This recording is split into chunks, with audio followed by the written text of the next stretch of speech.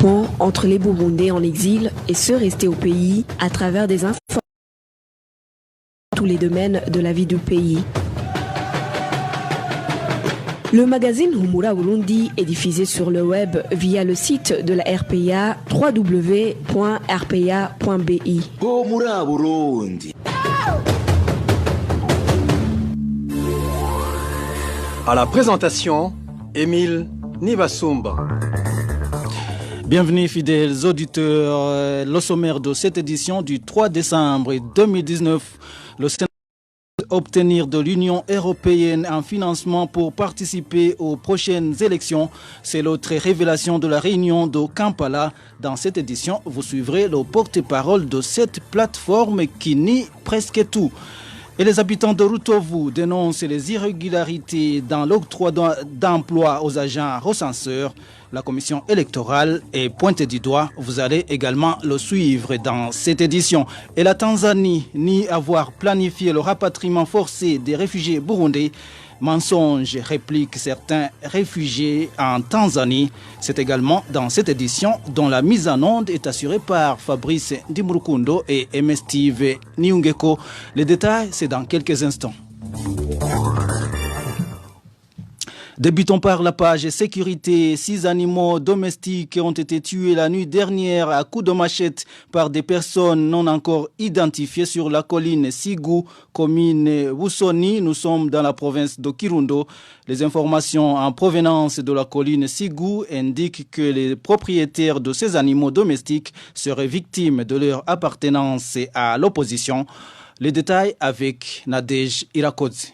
Une vache et 5 porcs sont les animaux domestiques tués à coups de machette dans la nuit de ce lundi à mardi par des personnes non encore identifiées sur la colline Sigou de la zone Nyagisozi. Les habitants de cette localité affirment que les propriétaires de ces animaux domestiques les ont trouvés morts ce matin. Ils ont tué à la machette une vache du nommé Abimana Bernard. Ils ont ensuite tué à coups de machette les porcs appartenant à plusieurs personnes, à savoir Balengayabo, Célestin, Nzobalinda, Théoneste et Daniel. Ces porcs tués sont au nombre de 5. C'est vers 5 heures du matin qu'ils ont constaté tout cela. Les mobiles politiques seraient derrière ces actes criminels du fait que les propriétaires de ces animaux domestiques tués sont des membres du parti CNL. En plus de cela, ces mêmes habitants soulignent que ces militants du CNL ont été déjà menacés plusieurs fois à cause de leur appartenance politique. Pour nous, il y a des raisons politiques derrière tout cela, car c'est incompréhensible que ces animaux domestiques soient tués à coups de machette dans une seule nuit et qu'on ne trouve pas les auteurs de ce crime. Mais nous entendons souvent le représentant du parti CNDD-FDD dire qu'il faut corriger les opposants dans notre localité. Albert Hatungimana, administrateur de la commune Wusoni, a affirmé que ces informations lui sont parvenues, mais qu'elles sont fausses. Pourtant, les habitants de la colline Sigou demandent que les enquêtes soient menées afin que les auteurs de ces actes criminels soient appréhendés. Poursuivons la page sécurité. 2 membres de la Ligue des jeunes Imbonerakure du parti CNDD-FDD ont été attrapés ce matin en possession de 6 tenues militaires. Ça s'est passé dans la zone Maramvia, commune Mutimbuzi, province Bujumbura. Fort curieux de cette zone, c'est que ces Imbonerakure ont été aussitôt relâchés, mais que 2 membres du parti CNL ont été arrêtés par la suite. Les détails avec Emmanuel Niungeko. Tôt le matin de ce mardi, les militaires de l'opposition situés sur la 14e transversale du secteur Kirekura en patrouille ont appréhendé 2 jeunes Imbonerakure en possession des tenues militaires dans un sac. Cet habitant de cette colline révèle les noms de ceux qui ont été arrêtés et s'étonne du fait que ces jeunes Imbonerakure ont été immédiatement relâchés avec la complicité de certains responsables du parti CNDD-FDD. Patrick Nkurunziza et le prénommé Jean-Marie ont été surpris sur la 14e transversale en possession d'une sacoche contenant 6 tenues militaires. Ils ont été conduits à une position policière d'Okirekura, mais leur arrestation n'a duré que le temps de la rosée. Le responsable des Imbonerakure en commune Mutimbuzi n'est responsable du parti CNDD FDD sur la 14e transversale de la colline Kirekura, Egide Ntakirutimana, les ont vite fait libérer.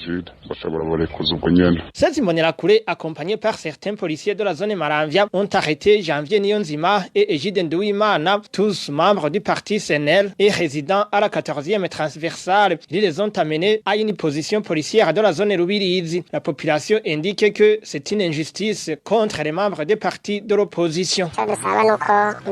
Nous demandons que les Imbonerakure se ressaisissent car demain ils pourraient être poursuivis. Que ces actes de malmener les non-membres du parti CNDD-FDD cessent et nous devons reconnaître tous que nous sommes des Burundais et que nous devons cohabiter malgré nos divergences politiques. À ce propos, la rédaction de la RPA n'a pas pu joindre Ernest Hatungimana, responsable administratif de la 14e transversale dans le secteur Kirekura, et Simeo Butoyi, administrateur de la commune Mutimbuzi, n'a pas décroché son téléphone. Une courte pause et nous parlons de la rencontre de Kampala du directoire de la plateforme de l'opposition Senared. Retrouvez les différentes productions de la RPA sur Facebook, Twitter et sur www.rpa.bi. La coalition électorale des partis politiques réunis au sein de la plateforme Senared escompte être financée par l'Union européenne pour participer aux élections de 2020. C'est l'une des révélations annoncées au cours d'une réunion du Senared qui s'est tenue à Kampala la semaine dernière. C'est à la même occasion que les participants à cette réunion ont décidé l'officialisation de cette coalition et la proclamation de leur candidat aux élections présidentielles, Trésor Nyongabo. Dans cette réunion qui s'est tenue dans les enceintes de Victoria Hotel à Entebbe, le docteur Jean Minani, président du Senared, a révélé aux membres du directoire qu'il a obtenu au nom du Senared un accord principe de l'Union européenne pour que cette communauté puisse assister financièrement la coalition électorale issue du Senared. Le docteur Jean Minani l'a dit dans ces termes. L'Union européenne a accepté de nous donner des moyens financiers pour que nos moyens pendant la campagne électorale soient proportionnels à ceux du parti au pouvoir. Selon une source de la RPA, parmi les participants de la réunion, cette promesse de l'Union européenne devait conditionner la précipitation de l'officialisation de la coalition électorale, mais aussi celle des candidats de cette coalition dans les présidentielles. Selon toujours notre source, la date précise pour cet événement n'a pas été évoquée. Cependant, il a été convenu que ça se fasse au cours de ce mois de décembre ou au plus tard au début du mois de janvier. Certains des dinosaures du Senared, dont Domitien Ndayizeye, ancien président de la République du Burundi, auraient aussi accepté de participer dans le financement des activités de la coalition. Les participants à la réunion auraient, selon notre source, jugé bon que les premiers rentrent après la mise en place de la coalition. Les premiers candidats au rapatriement devaient être parmi les politiques les plus connus, parmi les membres du Senared et qui ne sont pas poursuivis par un mandat. Une chose qui donnerait, selon les participants, une grande tribune à la coalition. Le porte-parole du Senared nie catégoriquement la tenue de ses propos au cours de cette réunion de Kampala. Onésime Nduwimana affirme toutefois que l'ancien président Domitien Ndayizeye pourrait donner sa contribution financière comme tout autre citoyen peut le faire. Suivez Onésime Nduwimana. Une source, un membre quelconque de la plateforme Senared de Giriteka ne peut propager de tels mensonges, ne peut oser parler à qui que ce soit des contre-vérités. À ma connaissance, je ne connais pas un seul parti politique ou une coalition de partis politiques qui a été financée par l'Union européenne pour aller conquérir le pouvoir dans son pays. Je pense que ça c'est un mensonge, ce qui n'est pas arrivé pour d'autres partis politiques, que ce soit au Burundi ou ailleurs, n'arrivera pas pour le cas, pour le seul cas des partis politiques membres de l'opposition burundaise. Je pense, j'ose affirmer que cela est une invention gratuite.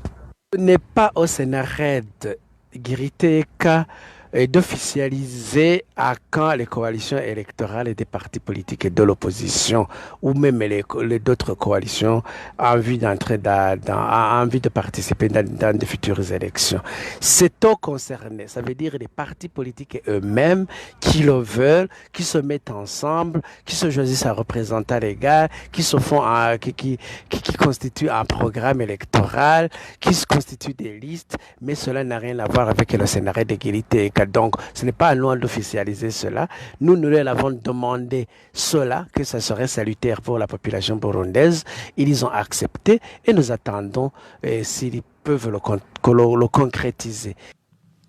Onésime Ndouimana, porte-parole du Conseil national pour le respect de l'accord d'Arusha, de la Constitution de 2005 et l'État de droit. Puisque nous parlons politique, et la coalition des forces de l'opposition burundaise pour le rétablissement de l'accord d'Arusha, CEFOR Arusha en sigle, déplore la dégradation de la situation sécuritaire au Burundi. Dans une déclaration que la coalition vient de sortir après une réunion de ses membres, le CEFOR part des dernières attaques de Bubanza et Chibitoke. La coalition trouve que le Burundi ne devrait pas mettre en cause le Rwanda. C'est plutôt l'affaire burundais, déclare le porte-parole de son mouvement.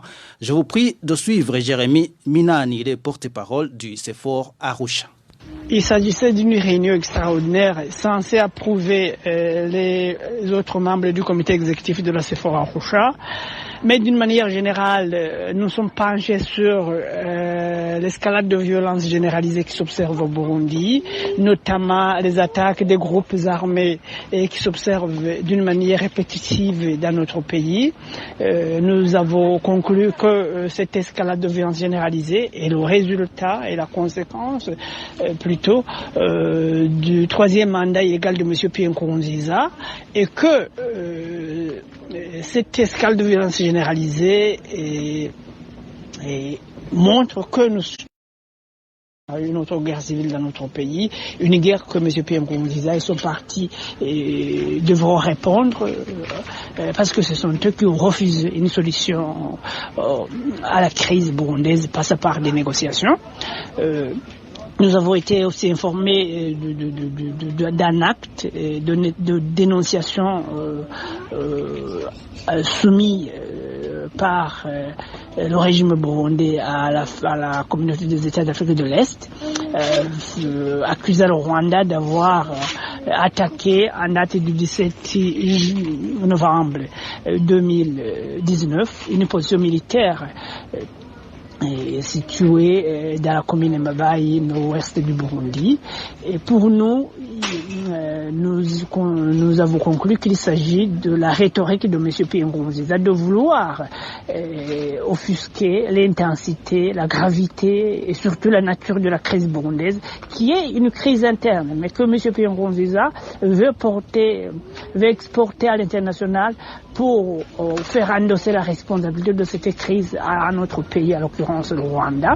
Et nous avons demandé au président de la coalition de saisir immédiatement l'Union africaine, les Nations unies, la communauté est-africaine et surtout la conférence des États des pays des Grands Lacs pour dénoncer cette tentative délibérée de M. Pierre Nkurunziza de vouloir la nature et la gravité de la crise burundaise.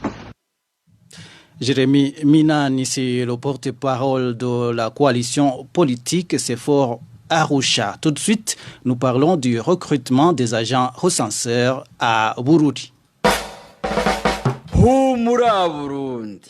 Des irrégularités ont été relevées dans l'octroi d'emploi aux agents recenseurs de la commune Rutovu de la province Bururi. Des irrégularités reprochées au président de la commission électorale communale indépendante. Ce dernier est accusé de favoritisme envers des individus qui n'avaient même pas postulé à ces postes. Les détails avec Éloge Divin Remèche. Vendredi dernier, la séance de présélection des dossiers n'a pas eu lieu. Un parmi les membres de la commission électorale communale indépendante était absent suite à un problème personnel. 3 parmi les membres de la CECI Rutovu, à savoir le président de la dite commission, connu sous le nom de Tarsis Sabim, chargé de l'administration, Dieudonné Shemezimana, ainsi que David Savukiza, représentant du parti CNDD-FDD au sein de la CECI Rutovu, ont décidé de se cacher dans une brousse et ont dressé la liste des agents recenseurs qu'ils voulaient. Samedi, les membres de la commission se sont réunis pour parachever le travail de sélection. Le président de la CECI Rutovu a dit aux autres membres de la commission de signer sur une liste qu'il avait sur lui. Le président de la CECI Rutovu a dit aux autres membres de la commission de signer sur une liste qu'il avait sur lui. Sur la liste figurent des noms des personnes qui n'ont pas déposé des candidatures, comme le révèle cette source. Samedi, après l'arrivée de tous les membres, ces derniers, excepté le président, se sont mis d'accord qu'il faut trouver la formule de sélection des candidats au poste d'agent recenseur. Par surprise, le président de la commission a sorti une liste où étaient déjà inscrits les noms de futurs agents recenseurs. Certains membres de la CECI n'ont rien compris et tout cela est venu confirmer que la liste a été écrite vendredi au moment où les 3 membres s'étaient réunis dans la brousse. Ce samedi et dimanche, les membres de la commission se sont séparés sans aucune entente. Le lundi, le président de la CECI Rutovu a décidé de procéder à sa façon, comme le confirme cette source. Lundi matin, le président de la CECI a pris seul la décision que les individus inscrits sur la liste viennent d'être embauchés comme agents recenseurs sans consentement avec les autres membres. Il a donc signé et affiché la liste. Le soir de ce lundi, après qu'il ait constaté que ces manœuvres ne tiennent pas, il a retiré sa signature sur la liste. Par après, il a encore une fois affiché une liste qui n'a aucune signature. Pour le moment, les habitants de la commune Rutovu font savoir qu'ils n'auront pas confiance des résultats des élections de 2020 compte tenu des irrégularités qui se sont observées dans le recrutement des agents recenseurs. La commune Rutovu compte 23 centres d'inscription avec 46 agents recenseurs. Quittons Bururi pour nous rendre à Rutana où le commissaire provincial de police est accusé de mettre en application la mesure interdisant l'ouverture des bistrots au-delà de 21h. Ce policier passe à tabac toute personne qu'il trouve dans les bistrots ou maisons de commerce. Reportage signé Hermès Nibandetse. Le cas le plus récent a eu lieu dimanche à 20h pile lorsque Isidore Yakire, commissaire provincial de police de Rutana, accompagné d'un grand nombre d'agents de l'ordre, ont commencé à tabasser des personnes qui étaient dans des bistrots et boutiques au chef-lieu de la province Rutana. Un des habitants raconte. Il est entré avec des policiers et a commencé à battre tous ceux qui étaient dans les cabarets en nous faisant sortir par force. Pourtant, il n'y avait pas d'insécurité. Il nous a tabassés sans explication, ce qui a étonné plus d'un, surtout que la paix règne ici à Rutana. Les habitants du chef-lieu de la province de Rutana s'insurgent contre ce comportement du commissaire provincial de police et lui demandent de changer. C'est vraiment de la violation de nos droits. Il perturbe notre sécurité alors qu'il est censé nous protéger. Nous nous insurgeons contre cette attitude du commissaire. Nous nous demandons la finalité de cette mesure. Que le commissaire arrête de violer les droits de la population. La rédaction de la RPA a essayé de contacter Isidore Yakire, commissaire provincial de Rutana, pour plus d'éclaircissements, mais sans succès. En parlant justement de la mesure qui ordonne l'ouverture des bistrots de 17h à 21h, cette fois-ci en commune Gitega, profite aux propriétaires des bars, des hôtels et ceux des bars-restaurants, déplorent les commerçants touchés par cette mesure. Ils indiquent qu'ils travaillent à perte depuis la mise en application de la dite mesure. Les détails avec Innocent Valentin Singirangao. Depuis la prise de cette mesure en date du 27 novembre 2019, les consommateurs des boissons alcoolisées de la ville de Gitega préfèrent s'approvisionner à des prix élevés dans les bars des hôtels au lieu d'attendre l'heure d'ouverture des bistrots fixée à 17h. À défaut des hôtels, ces consommateurs se rafraîchissent dans les restos-bars ou encore chez les petits commerçants qui ont des buvettes à domicile. Ce cabaretier du centre-ville de Gitega, à un endroit appelé communément CPGL, affirme qu'ils travaillent à perte puisque le gros de leurs clients vire vers les lieux qui ne sont pas concernés par la mesure de l'administrateur de la commune Gitega. Nous constatons que cette mesure profite certains commerçants qui ont des grands hôtels et restaurants-bars de la ville d'Ogitega. Lorsque tu consommes ta bière dans ces endroits, tu es tranquille et personne n'ose te déranger. Les conséquences se répercutent sur nous qui travaillons dans les cabarets de l'endroit appelé CPGL. D'aucuns ici peuvent te confirmer qu'ils n'ont rien vendu de 17h à 21h. Ce vendeur de viande grillée au centre-ville d'Ogitega, au carrefour CPGL, dit qu'une chèvre est consommée dans 3 jours, alors que précédemment, à la mesure de chèvre était facilement consommée en moins d'une journée. Moi, je suis un vendeur de viande grillée ici au CPGL, qui est un carrefour de gens en provenance de plusieurs horizons. C'est un endroit qui fait écouler une bonne quantité de boissons et de la viande. Avant, 2 chèvres étaient consommées par jour, mais aujourd'hui, une chèvre est consommée pendant 3 jours. Les propriétaires des bistrots en commune et province Gitega demandent à l'administration de revoir cette mesure qui ne favorise que les grands opérateurs dans le domaine. Gouvernance dans le domaine de la santé à présent, le gouvernement du Burundi à travers son ministère de la Santé publique devrait arrêter des mesures efficaces et adéquates pour protéger la population contre la rougeole. Réaction d'un homme politique, Léonce Ngendakumana, intervient après que 13 cas de contamination de la rougeole aient été enregistrés au camp de réfugiés de Chichemere en province Cibitoke. Les agents du secteur de la santé dans cette province disent que cette maladie est apparue comme une épidémie. Écoutez plutôt Léonce Ngendakumana.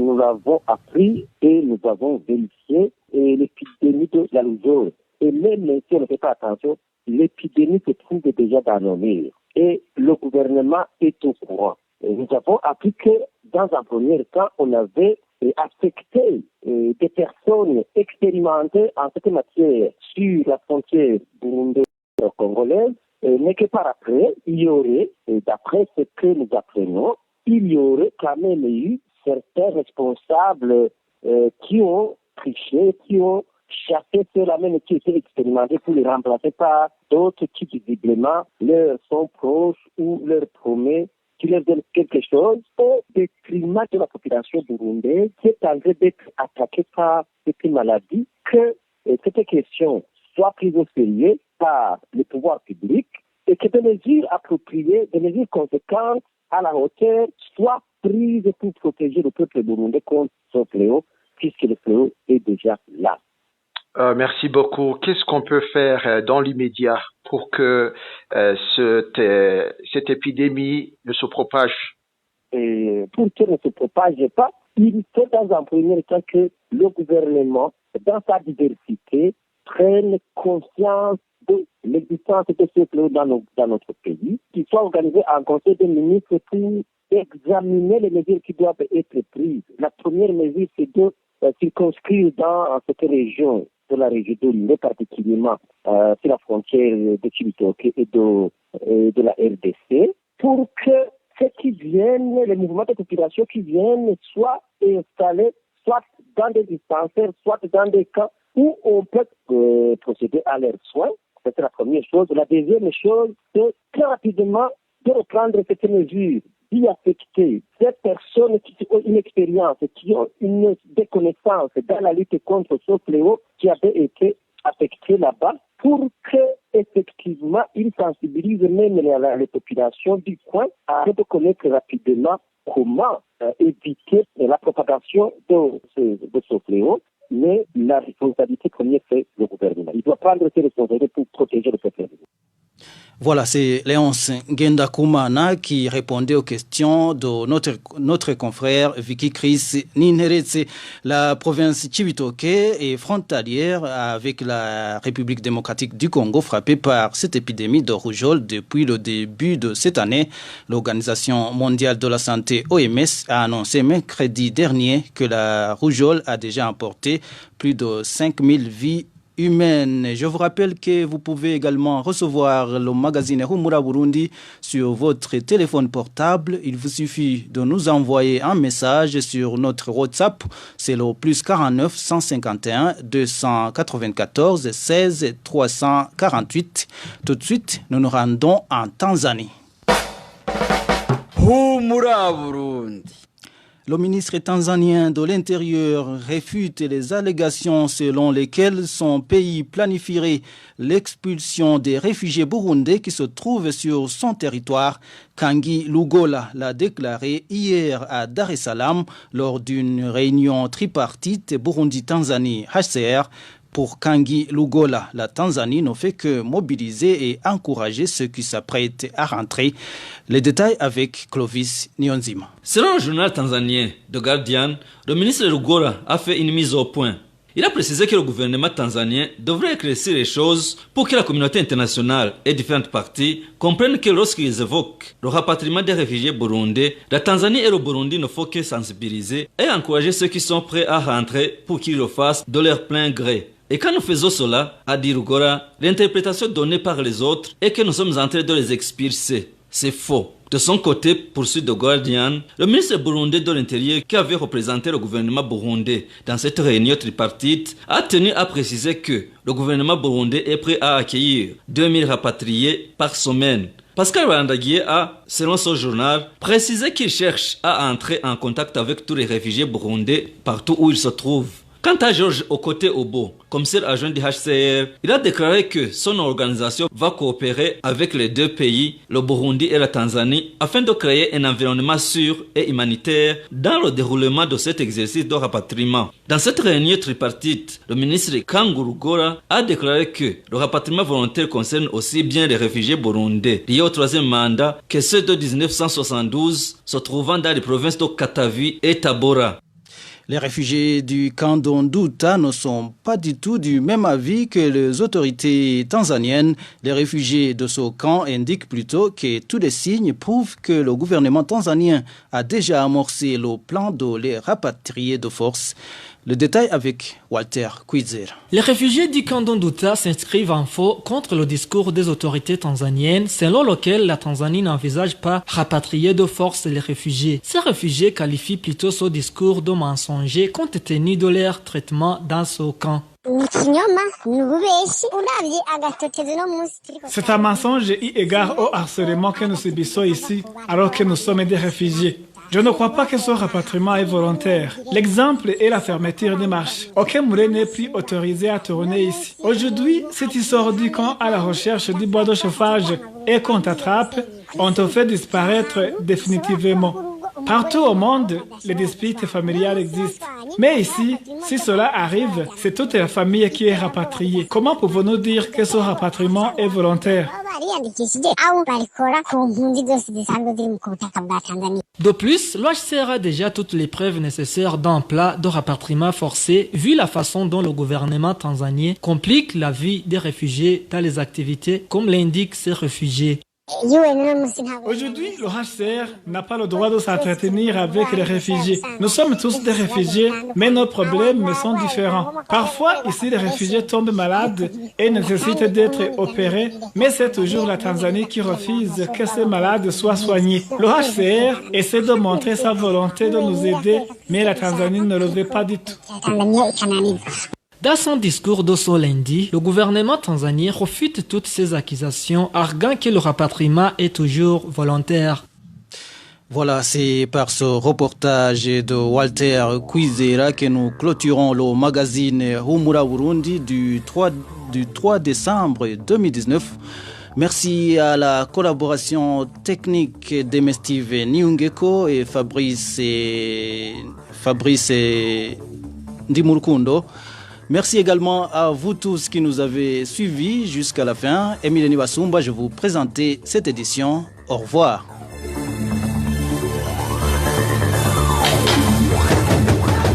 C'était le magazine Humura Burundi. Un magazine comprend pour relier les Burundais en exil, et ce toujours au pays, à travers une information de qualité.